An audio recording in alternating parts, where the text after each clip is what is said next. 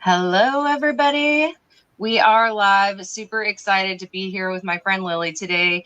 And something I was just kind of thinking about is that movie Cheaper by the Dozen and how much chaos goes on in the kitchen when they're trying to get all the kids together and just get them all out for school. And I don't know if you've seen that. If you have seen that, drop it in the comments. I personally feel like that's kind of like what my life was like, but maybe I wasn't like as nice and understanding as those parents were. And I'm kind of losing my mind. So I'm excited because that isn't how my life is right now. And I feel like things are starting to really come together and give me a sense of like peace, and I'm able to start becoming the better mom that I would like to see myself as. And that's basically all thanks to Lily and this amazing app that she has developed. And so we're kind of going to tell you guys a little bit about that today in this video. I'm going to tell you about some of the things that have been working for me that I've been doing with their help. And I just want to start out the video with kind of letting Lily introduce herself to you and tell you kind of what this is and how it came about, because I thought it was just something that was really relatable for me. And so I'm excited. You can take it over, Lily, and just kind of tell us like who you are and how you decided to come up with this concept. Thank you so much, Michelle. And I'm so happy that you're seeing so much improvement at home. So I am Lily, and I am an occupational therapist, pediatric occupational therapist. And the way that Kinspire is my company and the way that it started is it's a pretty nice story, because actually my brother and I started this company, and it all started, he lives in Denver, Colorado, and I'm in Florida, and his son was diagnosed with ADHD, and he was sending his son to in-person occupational therapy, where you drop your kid off at the clinic. The therapist might teach you a few things or two, but it's really hard to translate what you learn in the clinic into the home. And so he was really feeling that at home. And he's like, I'm so lucky I have a pediatric OT sister, so I'm going to utilize her. And so he was sending his kid to in-person OT and then also calling me and asking for help at home, because he was so overwhelmed at home and did not know how to help his son with ADHD, with transitions, getting up in the morning, getting things done, sibling fights. Like there's so much going on at home that you don't actually get support for when you send your kid to the clinic. So I can feel that for sure. Yes. If you get overwhelmed, drop that in the comments. Put overwhelmed, because I don't know about you guys, but that definitely happens to me. It's very, very common. And so I was helping him in the background, and him and his wife were making so much progress, because I was explaining to them kind of what ADHD is and how you can really break things down for kids and what they do understand and what they don't understand. And they made so much progress with him at home because they started to understand how to help him.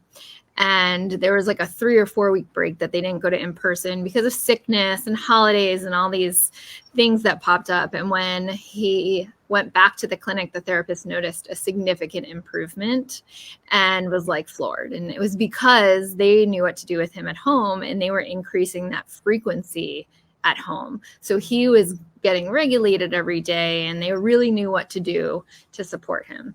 So my brother's kind of an entrepreneur type person, and he's like, everyone needs a sister who's an OT. So what we did is we created this new care model, and we deliver occupational therapy in a different way now. So families get partnered with one occupational therapist, and you have unlimited access to them.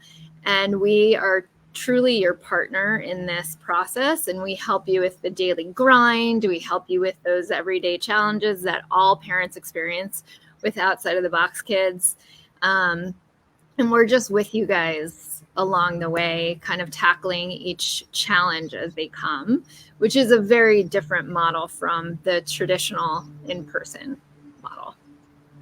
Yeah, I really loved it when I heard about the concept, because for me personally, just like the keeping up with going to appointments, that is a huge struggle.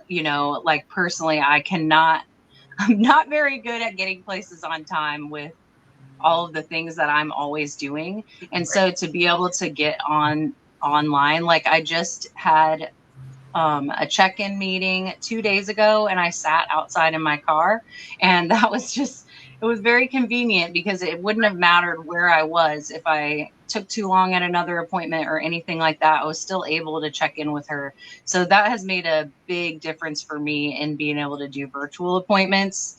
And so something that we've implemented just kind of starting out was figuring out how to get on a routine. Yeah. And I don't know about you guys, like, let me know in the comments, do you have a routine or do you struggle with your routine? Because I thought I had a routine, but it didn't ever stick. My day's always kind of like ever evolving. I always have all these different things that could happen. It's never just like the same every day. I guess that's the best way to put it. And so that was my struggle, was I would set up a routine and then it would be like, well, this doesn't work today because at 4:00 I'm not at home. So Lauren, she's so nice and she's always so understanding. I'm like, well, we tried this and it worked good this day, but then it didn't work good this next day. And so it's really great to you can also just message like through this app. And so I can kind of check in with her on a daily basis, which is really helpful because as it adapted, I needed to be able to talk to somebody. So right now I got this thing. I actually got it on TikTok Shop, funny enough. And it's like a pink Velcro board. And it came with all these little like cards that Velcro on, and we have a morning and an evening board. And really the evenings like after school or second half of the day, because we just tried it on a weekend day this weekend for the first time. So since we started this way, the kids are not asking me what they need to do. I can just say, what else is on your board? So that's making it a lot easier with having the new baby around, because I'm very much, just doing stuff with her. Right. So that's been a really big help with them knowing what to expect. Yeah. And then, so something that Lauren was kind of helping us out with, and a struggle for us, was getting them to kind of be able to sit down to do homework and be able to focus. So even though that's on the board now, I'd love to hear just, from your perspective.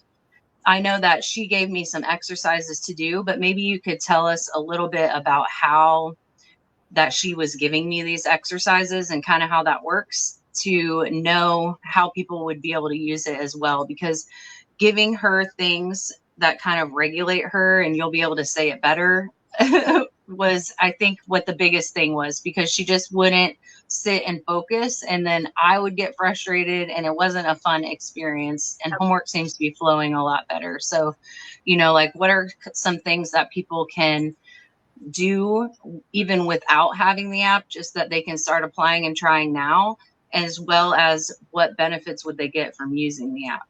Yep. So I think the first thing to kind of discuss is regulation. I think you mentioned a few times that your daughter was like not paying attention or not focused, or everything was chaos. And I really like to tell parents, and I use it, and I put on my like regulation lens and regulation glasses, whatever it is. If your child is having a hard time, they are dysregulated. So if your child doesn't want to do their homework, if they don't want to transition to brushing their teeth, if they, whatever it is they don't want to do and they're having a hard time, you have to just tell yourself, okay, they're dysregulated and they're struggling right now. So how can I support them? And so what we do as OTs, especially with Kinspire, we will help you figure out what those triggers are for the regulation piece, how to identify when they're dysregulated. So we don't want them to get to like level 10 dysregulation, because getting back down from there is really tricky. So what we do is really try and help you guys as parents and caregivers recognize the signs when they're on their way to getting dysregulated. So, and then we help you figure out what exact type of activities that you can do with them to keep them organized and regulated rather than escalating more. And so for something like homework, I'm sure they've spent the entire day at school working hard, expending so much energy to focus. And then they get home and it's like, okay, now they're expected to do homework. With these type of kids, that doesn't work. So we need to figure out how we can prepare their bodies in order to focus and sit at the table and be able to do the homework. So we want to throw in our regulation lenses and really say, okay, they're dysregulated, so let's prepare them. So, you know, there's things depending on the child. And that's the other amazing thing about Kinspire is that we truly personalize everybody's plan to their child. There's no AI here. There's no just like general information we give any family. Like we really take the child's needs into consideration. We also take the parents' needs into consideration. So we've developed so many activities that you can just use everyday household items.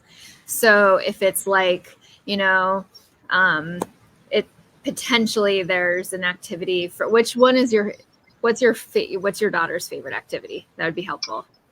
Yes. Okay. So it was cool because we did like the home tour where I walked through and did like a video so that Lauren could see like what we had and what she could go off of for the activities, which is a really cool thing because instead of just getting like these generic activities, they were really catered to what we had around. So the kids really like swinging. And we have a big swing out there so they can spin on the swing or just using the swing in general. Right. And then dance parties is like the number one favorite. I think that it's a mix of maybe the music as well as the movement that really helps to, I guess, regulate them. Yeah. And it makes sense too, because I don't know if anybody watching, like, have you ever just like when you get overwhelmed, you put music on and it makes you feel better? If you're that type of person, like drop music in the comments, because I am. And I had never really realized that that's actually what I was doing is technically regulating myself when I'm like overstimulated and there's so many things going on. And so, you know, even for me, I just figured out in the last year that I have ADHD. So to get these activities that are helping her, but honestly, they actually help me too. And it's a fun way for us to spend a little bit of just like fun time together when she gets home. So dance parties, they've picked that every day for their after school activity. So they have a snack and then we have a dance party and then they go into homework. And it's been a lot smoother and a lot faster that way. So dance parties would be the answer. That is her favorite. I love that. Yeah. And that's a great example of one of the activities that don't require pretty much any equipment. And it's just seamlessly integrated into your day. We have a lot of kids who like hiding under a bunch of pillows, and then the parent will like sit on them or their brother will sit on them, and they're getting that deep pressure. So that's another example. Some kids that is crazy because they like to do that with their stuffed animals, and I didn't even realize that like that's what they were doing. Yes. Yeah, and it's really regulating. It's very grounding, the deep pressure. We have a lot of kids that also will go on a bike ride right after school, and that's organizing for them. We have some kids who roll themselves up in a blanket and get that deep pressure and the vestibular input, which is like your head going around and around. So it really just depends on the child, but the goal is to truly integrate our activities and things, what I like to call tools, because they really are tools, into your day seamlessly. So it's doesn't feel like extra work. It's actually going to end up saving you time because you're already doing so much with your kids. Let's do it in a more efficient way. Yeah, that's for sure. And, you know, like, I don't want to keep you on here for too long, but something else that I kind of just wanted to touch on was how it's kind of ended up changing like our entire dynamic at home. So being able to have this tool where I'm given daily activities. We try them out. If they don't work, we adapt them. And then now that we have this routine, like my house is clean, and me and my husband just feel a lot more calm, which in turn is helping the kids feel calm. And when I first started, probably the first couple of weeks, it was a lot of activities actually for me. Like I was given the activities for her to regulate, but Yeah. Lauren also gave me a lot of tactics to use as a parent. Yeah. And I think that that's like a huge thing that sets this apart from something where people are just dropping their kids off. Yeah. Because it was, as an overstimulated mom, I knew that like sounds were putting me over the edge when I would have too many things going on at once. And, I have one daughter who loves to whistle all the time and one who likes to just like make noise and, just make different sounds or whatever. She'll say the same phrase over and over again for fun because she's just liking the sound of that. And I'm like, you can't do that, And so, one of the things that Lauren had shared with me was a good wording change where instead of telling them like they can't do that and just like cutting them off from these activities, it was, can you go outside to do that? It's not appropriate in this setting inside while I'm cooking dinner or whatever to be overly active, but you're more than welcome to go outside and do that. Something like that, where I wasn't totally shutting them down. I was just telling them this isn't an appropriate area for this type of noise. But if you want to make noise like that, you can go outside and do that because you're allowed. Yeah. And so it feels a lot nicer as a parent to have things to say like that, as well as I'm sure for her, it feels a lot better than just being shut down. And so we're not having like that. The battles. Yeah, like the power struggle. Yeah. That doesn't happen quite as much. And so, as time goes on, I'm hoping that those things can kind of be, for the most part, eliminated. I mean, we all have emotions and we're always, something I've learned just on my own things that I've been doing in coaching over the last 3 years is that it doesn't matter what level you're at, you're always going to be finding moments of improvement, and you're always going to be rolling into changing who you are. And we all have like just emotions that we have to regulate, and it's not something that you ever just learn and you're perfect at it. Yeah. You just get better as time goes on. So, I mean, do you have anything to add for how that this kind of can help people in their family dynamic? Definitely. And not just like with one child that you're helping? Yes. So our whole intention is really to help the whole family, because just understanding your child alone helps you gain a different perspective, and it makes it feel less intentional, and that your kid's not just manipulating you, and your kid's not just being bad and just not wanting to listen. Like there's a reason behind their challenging behavior, right? So like that alone can change the dynamic. But what we're finding in this model is that we are finding exactly what you said, that like parent-child relationships are improving, the stress in the house is decreasing, because we're really teaching the parents skills that they never had. And it's giving them more confidence in their parenting ability. Their partners feel more confident because, the house is just less stressful, which makes a massive difference. It's like a domino effect, right? Like there's something called co-regulation, where if you're dysregulated, whoever your child will co-regulate with you. That means that they will pick up on your regulation. And so if you're more regulated, you're actually teaching them regulation skills as well. So that really is our goal, is to really help the entire family. And we also have Dr. Jill, who we work with, and she's a neuropsychologist, and she specializes in parenting kids outside the box. And she's actually developed a parenting program for Kinspire families as well. And so every family gets one article a week to read and a reflection to think on throughout the week. And it's just a really nice supplement to what we're doing. And there's monthly webinars that all of our members can attend as well. And so we're really building a nice community, because everybody's kind of in the same boat. Everybody experiences similar things. And so it's nice to know you're not alone when you have an outside the box kid. For sure. For sure. Well, thank you so much for getting on with us today. And I hope that you can come back in again as I move through it and I can kind of share some more things that are working.